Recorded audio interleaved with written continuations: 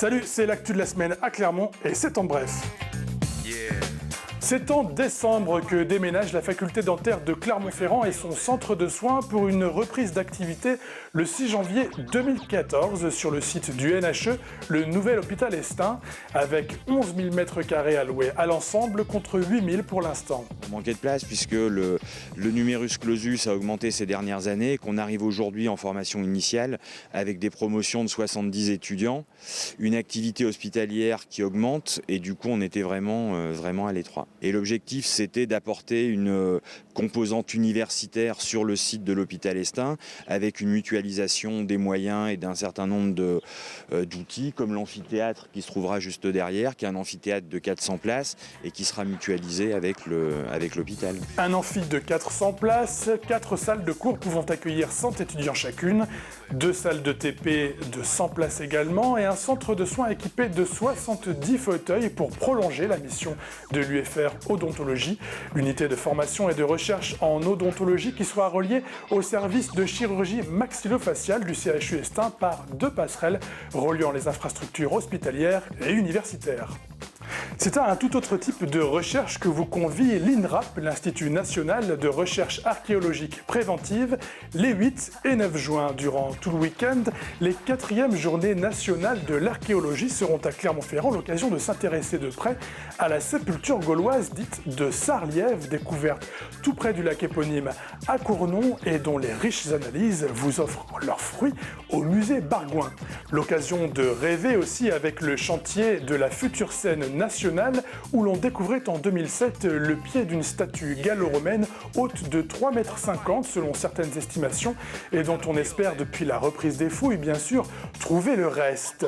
Les journées nationales de l'archéologie, c'est, je le rappelle, les 8 et 9 juin prochains.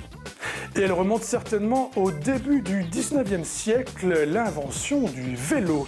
Bien qu'évolué, le système demeure l'un des plus simples et des plus agréables moyens de déplacement. Aussi à Clermont-Ferrand, l'association Vélocité 63 se fait-elle le relais des fêtes européennes et nationales du vélo en organisant un grand rassemblement le 1er juin sur la place du 1er mai et non plus de Jaude. On y retrouvera cependant tout ce qui a fait le succès des éditions précédentes, de la balade en déguisement aux sorties en tandem pour les malvoyants, en passant par des démonstrations de BMX flat et vélo trial et les nombreux stands bien sûr pour mieux rouler. Rendez-vous donc dès 1h de l'après-midi le 1er juin sur la place du 1er mai et dès aujourd'hui dans les boutiques de Clermont Commerce. On va mettre un vélo en pièces détachées dans les vitrines des commerçants et le but c'est de retrouver toutes les pièces de vélo. Lorsqu'on a trouvé les 40 pièces, on remplit chez chaque commerçant un bulletin validé par le commerçant par son tampon. On garde tous ces bulletins et quand on a beaucoup de bulletins, le maximum 40, on va les mettre dans le magasin cyclable où il y a une urne déposée à cet effet et après on fait un tirage le jour de la fête du vélo le 1er juin. Le magasin cyclable qui se trouve 20 avenue boulevard Charles de Gaulle à Clermont. Les ultra-radicaux du déplacement, quant à eux, peuvent toujours courir à Clermont samedi 8 et dimanche 9 juin. C'est le retour des 1,4, 2, 3, 5 et 10 km à parcourir pour tous les âges et tous les niveaux, dans une course toujours aussi impressionnante et divertissante à travers les rues de Clermont-Ferrand. Cette 23e édition est parrainée par un marcheur, mais pas des moindres, puisqu'il s'agit de Johan Diniz, double champion d'Europe et recordman du monde en 50 000 mètres sur piste. A noter également l'apparition cette année du challenge Parlons Sport, dédié aux clubs et aux associations sportives, et puis des expos, des démonstrations de disciplines originales et des concerts sur le village des partenaires de la place de Jaude.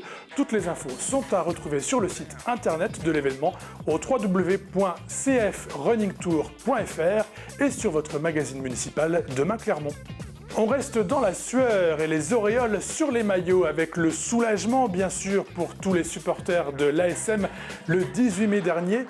Car non, la Terre ne s'est pas arrêtée de tourner après la défaite de Montferrand en finale de H-Cup face à Toulon. Et oui, le monde de l'Ovalie tourne toujours lui aussi pour les jaunes et bleus qui doivent encore poursuivre leurs efforts en top 14. Alors il y aura la demi-finale contre Castres bien sûr et puis Toulon à freiner. Bref, gardez vos boules qui est jusqu'au 1er juin, date de la finale du top 14 au Stade de France. Et les boules, justement, on adore ça à Clermont-Ferrand. Ne manquez donc pas les prochains nationaux de pétanque. Ce sera sur la place des Buges à partir du jeudi 6 juin dès 14h et jusqu'au dimanche 9 juin. Tout à côté, à la Maison des Sports, précisément, les 7 et 8 juin, se déroulera le tournoi qualificatif du championnat du monde de savate, senior, homme-femme et junior homme, toutes catégories de poids.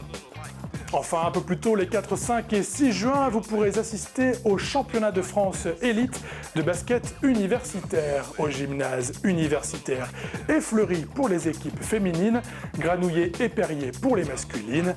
Là aussi, plus d'infos sur internet à l'adresse qui s'affiche ici. Côté concert, si la finale des Teenage Kicks à la coopérative de mai dès 14h mercredi 5 juin. Mercredi, jour des enfants, ça tourne bien. Les Teenage Kicks propulsent des groupes lycéens sur la scène de l'Acopé pour une première partie prometteuse. C'est ce que remportera le groupe vainqueur, qui aura par ailleurs le loisir de se produire sur la grande scène de la place de Jaude le 21 juin à 19h à l'occasion de la fête de la musique. Et en parlant de tremplin musical, sachez que l'association Festivanzik de la France Business School de Clermont recherche activement les groupes qui entreront en compétition lors de la 16e édition de Musique en Fête qui se tiendra du 14 au 19 octobre prochain, c'est-à-dire pendant la semaine de Clermont Fête ses étudiants. Kafka, Kaolin et autres Cocoon sont passés par là, vous comprenez donc que c'est du sérieux, avec une finale à la copée, un enregistrement d'album en studio pour les vainqueurs et un suivi professionnel pendant un an. N'attendez donc pas pour fournir maquettes, biographies et fiches techniques de votre groupe à l'association Festivanzik. C'est à faire avant le 15 juillet par voie postale à l'adresse 4 boulevard Truden à Clermont-Ferrand. Pour terminer, je vous propose un dernier rendez-vous le 28 mai, 20h, à la Maison des Sports. C'est la fête de la jeunesse. Baptisée cette année La Fête fait son cabaret, cette manifestation mettant en scène plus de 600 enfants issus des 14 groupes scolaires publics clermontois nous offrira du music-hall en culotte courte. C'est impressionnant et c'est gratuit.